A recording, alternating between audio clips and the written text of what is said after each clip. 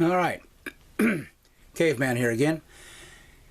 This video is kind of just to give the exact results of what happens when you try to take and put an Artin car on an SEX tracks or a Carrera track. And it's not necessarily the same every single time, but a lot of times it is. And some of you are buying some Artin cars and finding out, yeah, they fit the track itself, but they don't want to run.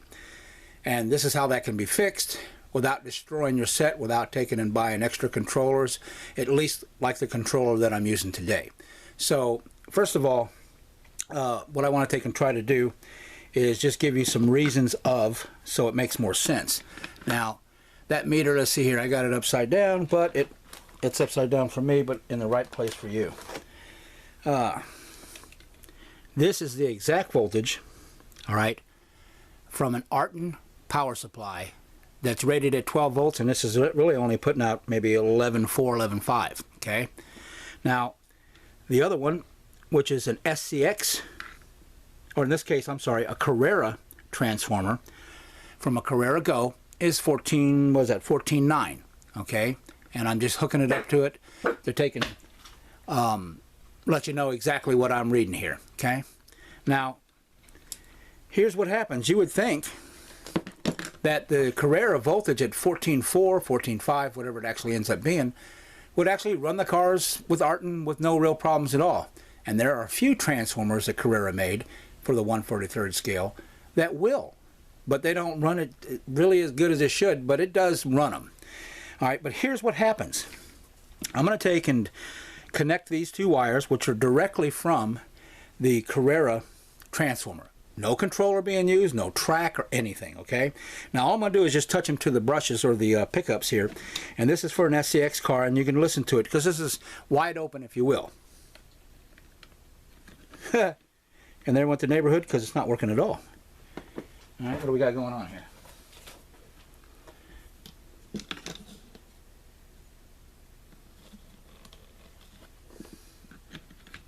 Oh, I know why. This one here, if it's not pushed down a little bit, it won't necessarily take off. And that's going to make a fibber out of me, that car is. Okay, here we go. All right, the Carrera, all right, it's Mario, right? But it's the one I've got to use. It's the same motor in the other cars. As you can see, motor runs nice and fast, wouldn't have any problems. It's got some torque to it, right? And that is off that 14-volt transformer, okay? That's interesting, right? 14 volts. Now, if you hook this up to this is an Artin car that's designed normally for only 6 volts. Now, keep that in mind, only 6 volts. It's supposed to work off just a couple batteries. But when I hook this thing up directly to it, look at the wheels. It's pulsating. Okay? That transformer does not have any guts to it at all. Now, does that mean Carrera's transformers are junk? No, not at all. But the thing is not moving these wires away, right? Same wires, different car. So what's up, right? These cars, designed with these tracks, these controllers and things, turbo buttons and so on, I have a feeling that these are basically rated for right at about only maybe 1/3 of an amp at the most that's required. And then at that, I think the motor basically is, the basic rating of the motor is probably close to between 3 and 4 volts. Giving it all kinds of power as far as when you take and floor it, and that car would be screaming down the track if that was the case. Now here is the 2 wires from the Artin transformer, okay? And like I say, it was 11 something volts. And if you listen to it, it's kind of weird in a way, but it's running about the same, but just a little teeny bit slower. Voltage is a little lower, but that there, at that voltage on a track itself, runs the car pretty darn quick. It's moving fast. So, but if I take that same wires, I'm not moving the wires, and I put it to an Artin car, she screams. All right. Okay, Artin, Carrera. Now, that little bit of voltage difference, yeah. You know, you take and add 3 or 4 volts and it will increase the RPMs. Now, so the bottom line is what you're looking at is a difference in voltage, but this car will run off of almost no amps. These little motors that's in here, they do fine, of course. I'm not dogging these cars at all. They're great little cars, there's no doubt, okay? But the Artin cars are a whole lot cheaper, let's face it, and So basically what you have happening here is the idea that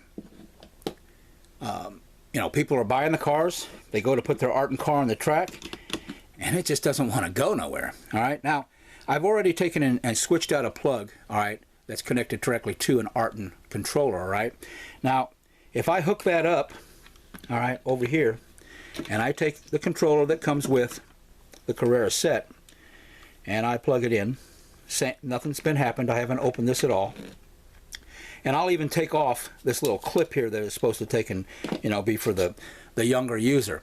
Now, if I pick this car up, it's probably this lane. I had to lift it up in the air to get it to run like that. You can hear it running, right? But if I put it down, look, it won't even move. It's not even got enough guts to take and push that car down the track at all. All right, now that's this controller, this same connection track. Well, you say, well, what's going on? You hook it up directly to the wire, and it's great. All right, well, there's a lot of reasons, but the biggest reason is these two resistors that are inside that track, inside here. You can't see them yet. I'm going to get to it. And those that are those two resistors reduce the amount of power that goes to that track. So I took them out. All right. Now I'm going to just move this from this here to this here. That's all I'm doing. Same power. This track has been converted. All right. And I'm going to put the car down. And, whoops, wrong direction maybe. But it has no problem. It takes right off. Okay. Now that's not hooked to a big old track or anything like that. I guess I could take and hook it up directly to this one here. And it would give more of an example of what's going to happen. But the bottom line is all I did was take those two resistors out, and the car will have no problem in taking off, and either will the Carrera. All right, they both run just fine like that, and I didn't change the controller at all. Now this controller still is not full function. When you pull the trigger down and stuff like that, when you get all the power, you take and push this button down, and it lets the rest of it in. The thing is that, you know, they're not considered full function. This is not a bad controller, it's just the way it's designed. Anyway, all right, so we've got that, all right, and I'm putting it aside to the moment. All right, now if you take your Carrera track, it's just like this one here. These are just two. A great customer of mine took and actually mailed these to me so that I could take and come and get to the bottom of exactly what was going on for people. Didn't make any sense to me, but some of the tracks themselves, the power connection tracks, the older ones are a little bit different than the newer ones, and I'm coming to find out that they are not the same. So what I did, I wanted to know more about it, so I started to take it apart just to find out, and that's kind of what I do all the time, and I enjoy doing it. Now, this is the one that I converted, and what you'll see is there's two yellow jumpers there, okay, that I put into place, all right? And I'm just showing you where those jumpers are for the moment, okay? And when you take and do your track, if you do take and go to that extent, when you look at this video, take your piece and match it in the same exact direction so you know exactly where those two jumpers go, all right? Now, when you first pull this thing apart, this is the one that has not been touched yet. Start from this end, not this end, even though it might seem that way. It's best to start it from here and take a thin screwdriver and just ease into there, okay, like so, and just pull up a little bit. And well, that one popped off pretty nice. All right, sometimes they're just a little harder.